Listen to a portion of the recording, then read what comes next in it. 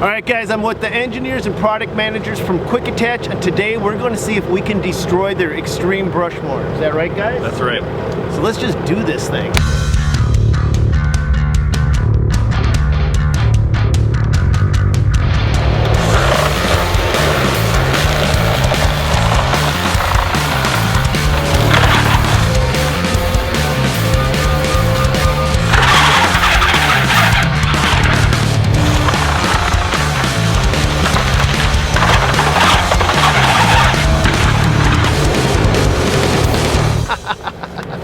Okay, Xander, go ahead and take over interviewing Shane for me. You seem to like these so much. We're back with Shane, the engineer from Quick Attach that's been an engineer for 19 years building these things, guys. And the first thing that I noticed right away is this is much heavier duty than I would have ever guessed right out of the gate. Is this your heaviest duty model? This is the heaviest mower that we make, yes, by far. No, this is a brush mower. Yeah, we call it a brush mower.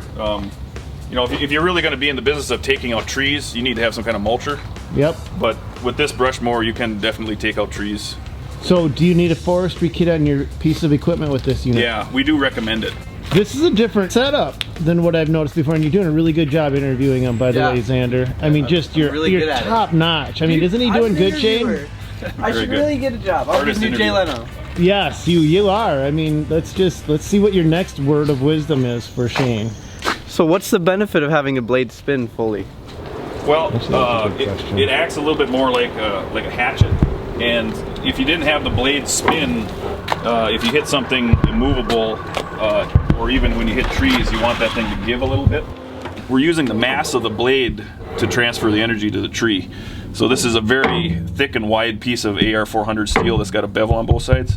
There's 4 of these blades on the perimeter, so they're the primary cutting tools. Now, is that a dual-sided blade or is that a single-sided? Yeah, it's dual. So I mean, does that rotate all the way around that blade? Oh yes, 360 degrees. There's a cavity in here. So as that's spinning, that whips the blades out, and then as they hit a tree, the give is in the blade then at that point. Right. The blade carrier is about 700 pounds, and so once that gets spinning, you have a lot of energy there. It doesn't slow down as much. That's the benefit. Right. So when, you keep the speed up, the energy up, and you just keep right on mowing.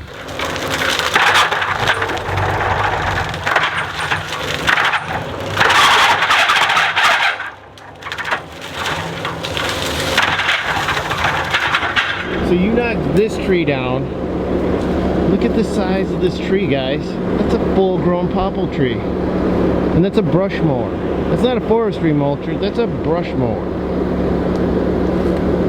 And so I see you've also got the bar on the front to push the debris over. Yep, and the deck is kind of got a funnel shape to it, so as you're driving into brush and debris, it'll gather it towards the center where it's going to be doing the mulching and cutting. What is the gallons per minute you need to run this? Well, there's 2 different ranges. So I think the first one was about 25 to 33 or so, and then 34, 36, all the way up beyond 40. So there's 2 different motor sizes that we offer. Okay, what is this one set up at?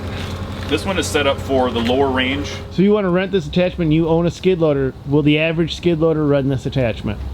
Typically, no. You know, we're going to say 25 gallons a minute. If you had, like, say, 23, it would definitely spin it, and you could probably do some mowing with it, but the kind of performance, you're going to be a little disappointed. So your disc RPM wouldn't be there. Right. But when you have it married perfectly together, then what happens? Yeah, well, with this particular mower, it feels like you can't stop it. You just keep driving into brush, piles and piles of brush, and it just keeps on going.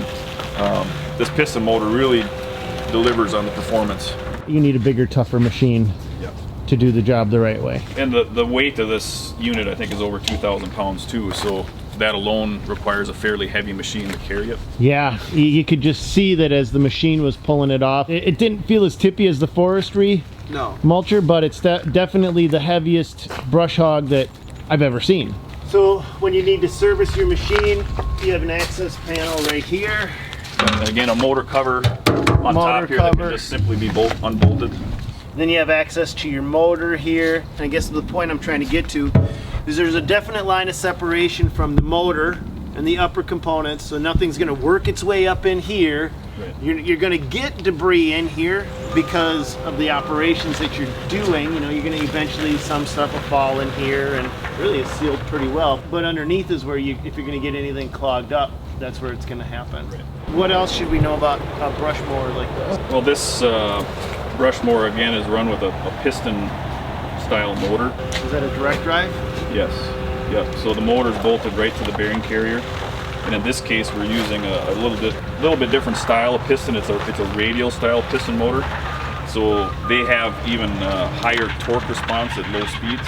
So you'll notice that even on startup, there's a lot of power there right away, and they again can handle very high pressures and flow rates, so they're very robust.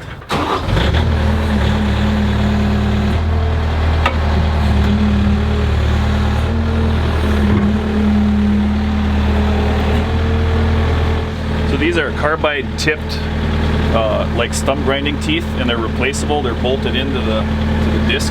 That'll help mulch the tree stump or whatever debris underneath. So this is a brush mower, but you're going to be able to grind some small. Right. So you're taking out larger trees with this, and you want to try to grind that stump down flush. This is what's going to do it. These teeth right here. So again, carbide tips, so they're really hard. They're going to last a long time. You can hit some rocks and still stand up to that.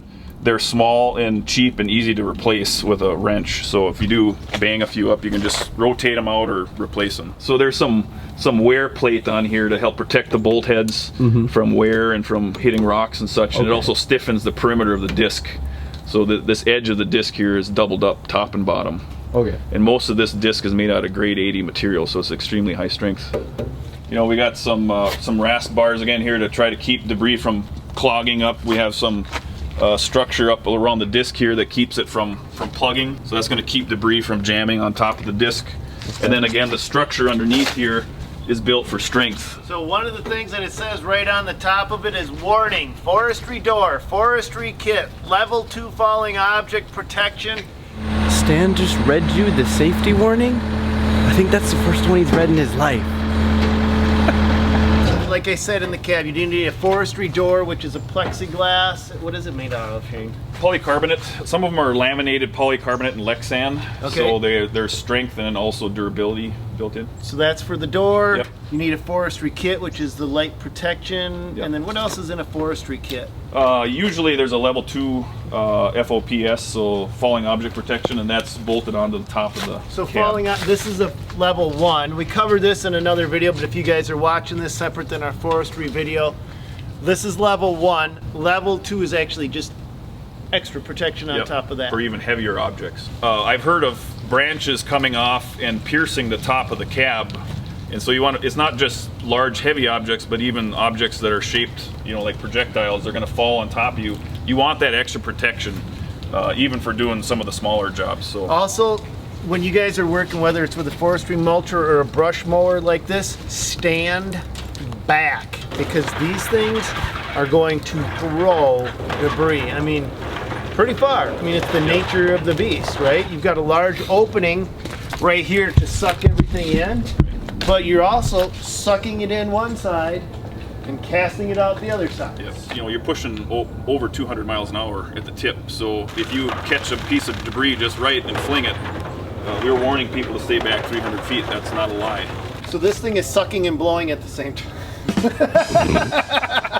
I'm trying to say it with a straight face, but giggity, giggity, giggity. So as this thing is rotating around, it's going to suck everything in this side, and then it's going to also blow it out, not on the bottom, because it doesn't have a chute on the bottom, so it's going to take it in there and cast it out over here, right? So it's going to be like a vortex. Yeah, and the stump grinder teeth are going to pick some stuff up too. I was a break dancer in the 80s.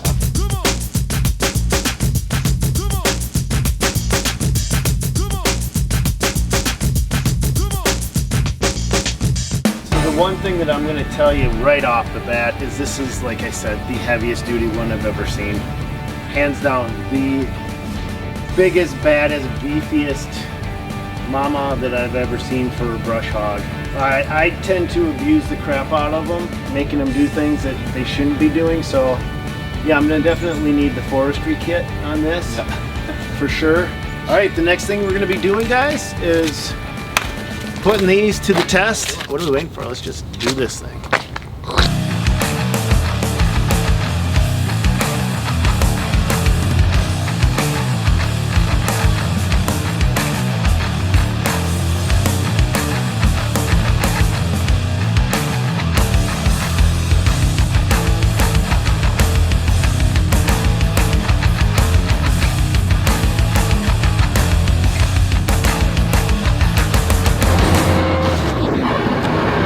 That's a brush cutter.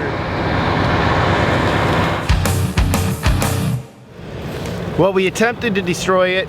We took it right through. I mean, we mulched up a log. If you're just going to use it like you mean it and abuse it, I think it can handle it. Yep. As a brush mower, I think it's going to handle just about anything you can throw at it if it can handle going through the middle of the woods. You're very talkative, Shane. I know. God bless you guys. Go get them. Okay, so Shane just, hi, hi, I love gimbals. Giggity, giggity, giggity.